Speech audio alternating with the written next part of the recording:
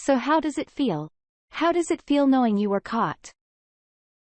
How does it feel knowing you were kicked out? Well, you deserve it.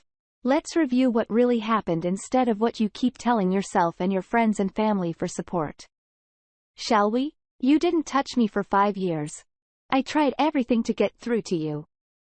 I tried talking. I tried yelling. I tried being compassionate, loving, cold, strong, weak. Everything. I tried to get you to go to therapy with me. You weren't interested. I told you that you're not touching me and treating me like nothing but roommate made me feel so bad about myself that I was contemplating suicide. You still weren't interested. I did my best cope, even though this was affecting my health and emotional well-being. You still weren't interested. I stayed out of faith that you cared about me when everyone and everything told me to run.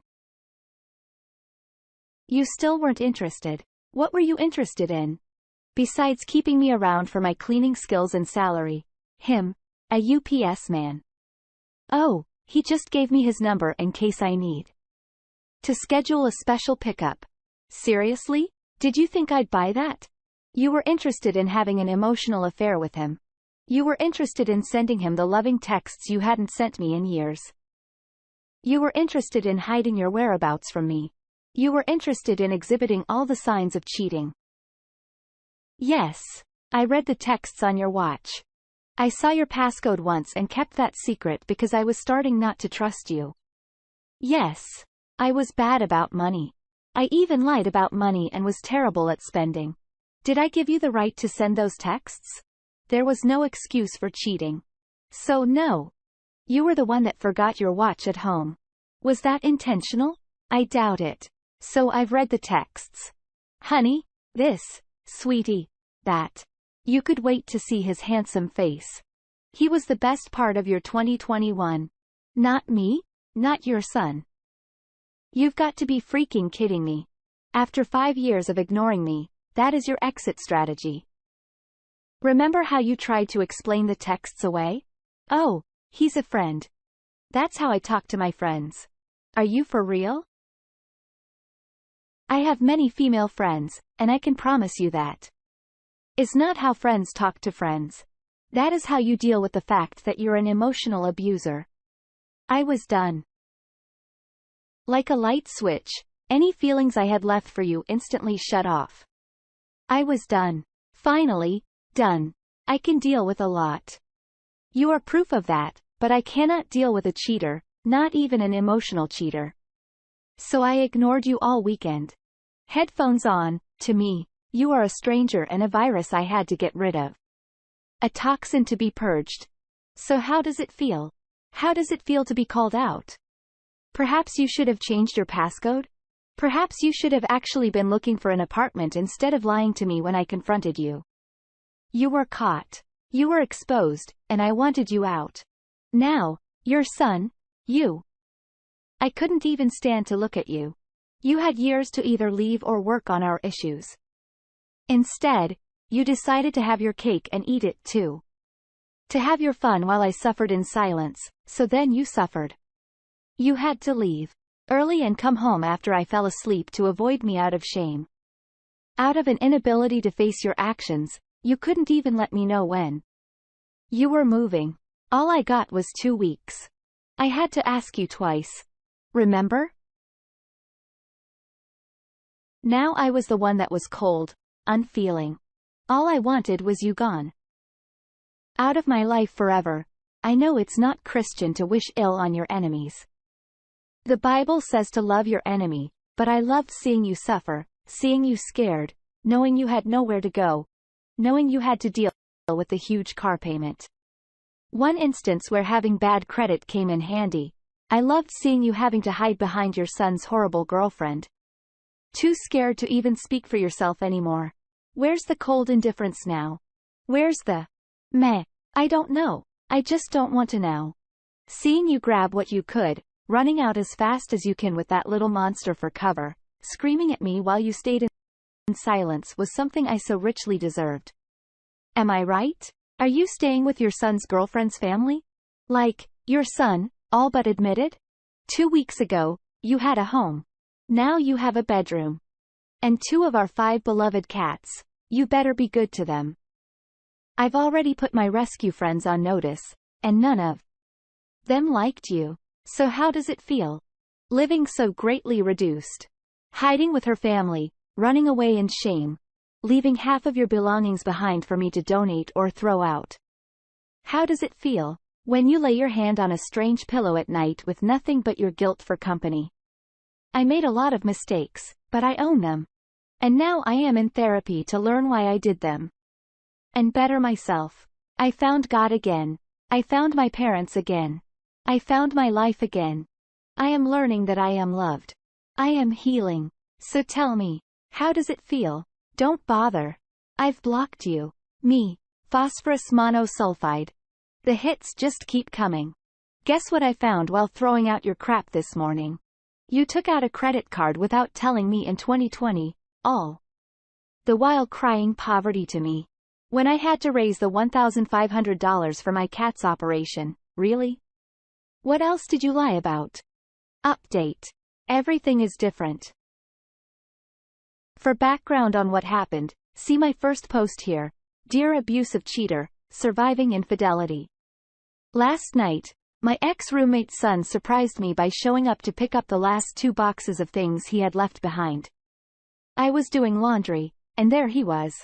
In the other half of my apartment that isn't apartment.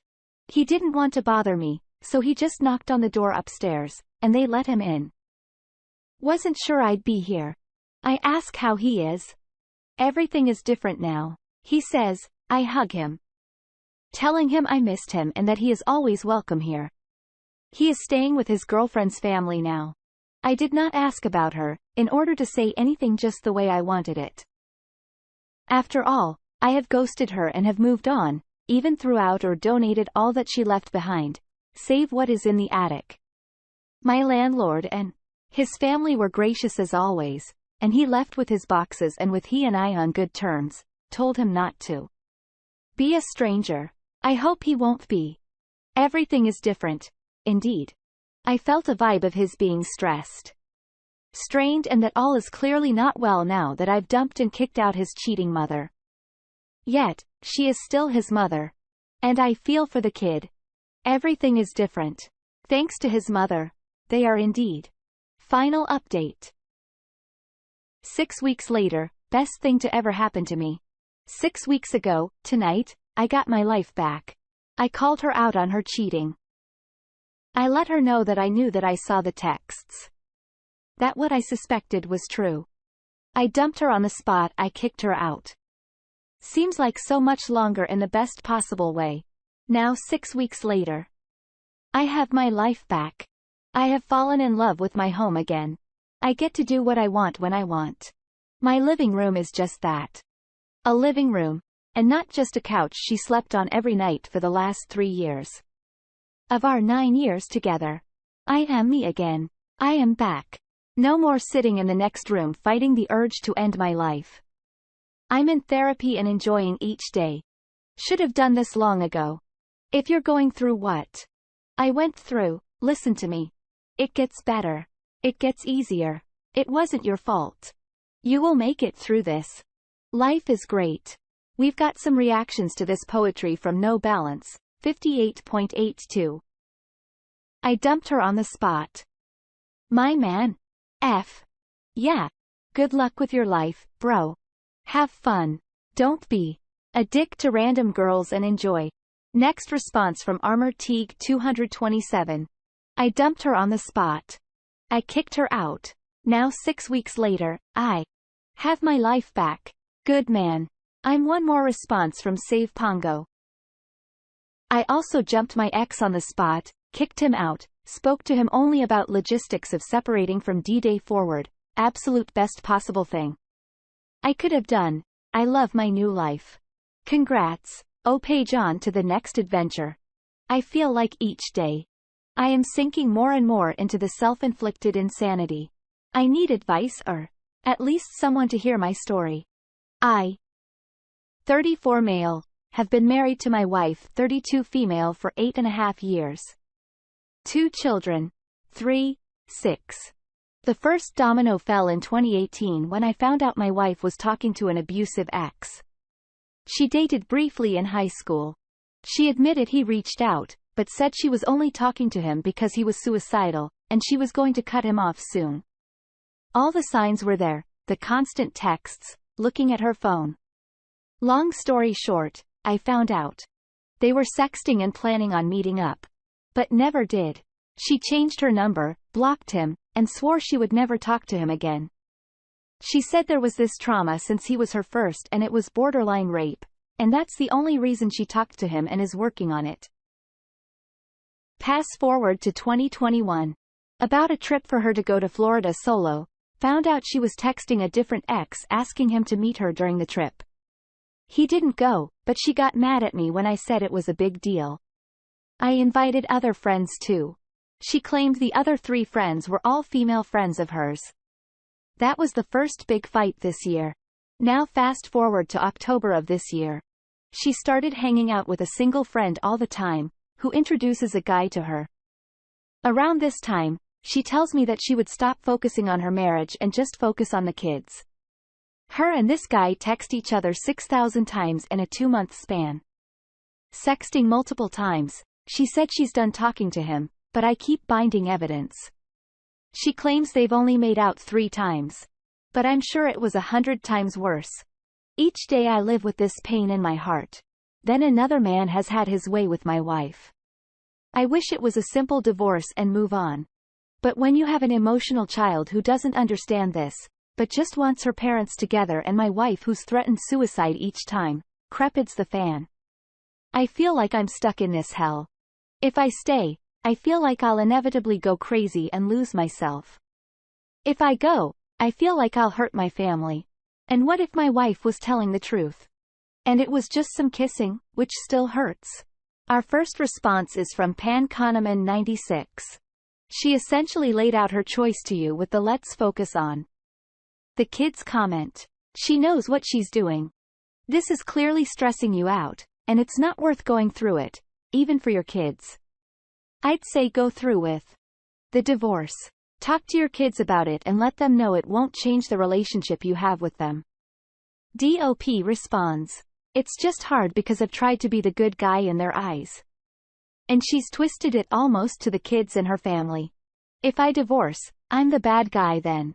Our next comment from Soap may throw away. Why hide it? Affairs thrive in the dark where they can be secretive and exciting. Expose it for how sleazy it actually is. Just tell family the truth. And then the kids, if when they're older, I'd just say she can't stop contacting exes, sending them nude pictures, and asking them to have sex with her. Even though she's dumb and keeps getting caught, I've asked her to stop on multiple occasions at this point. It feels pathetic and pointless to carry on a sham marriage. What would you do? It's obvious what to do. Divorce her. Our next comment from Scary Inspector 8315. Unfortunately, it's never just kissing. And even the imaginary possibility it was, it's still unforgivable. Just divorce, man, either you or your wife. Clearly.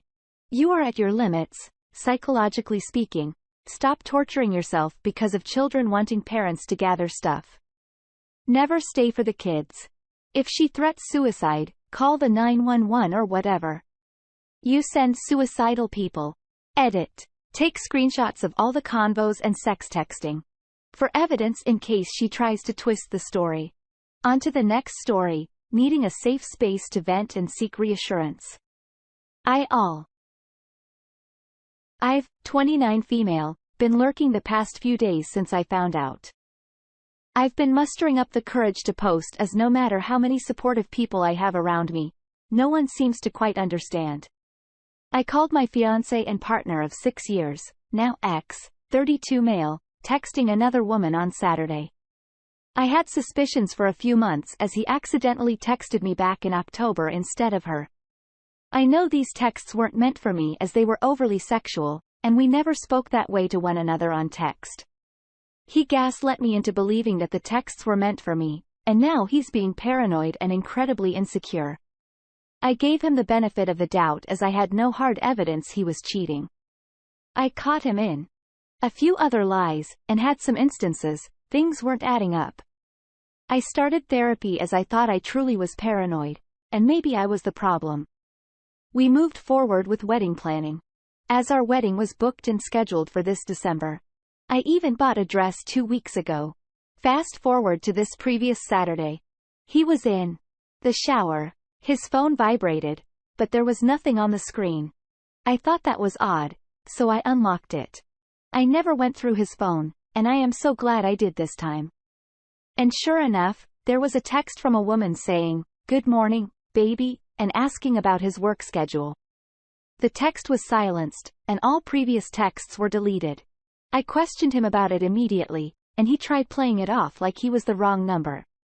Mind you, he had her contact name saved in her phone. When I poked holes in all of his lies, he finally came clean. That he had been talking to this woman for the last 8 months, a high school crush. That the texts back in October were meant for this other woman, that he knew if he came clean that I would leave in.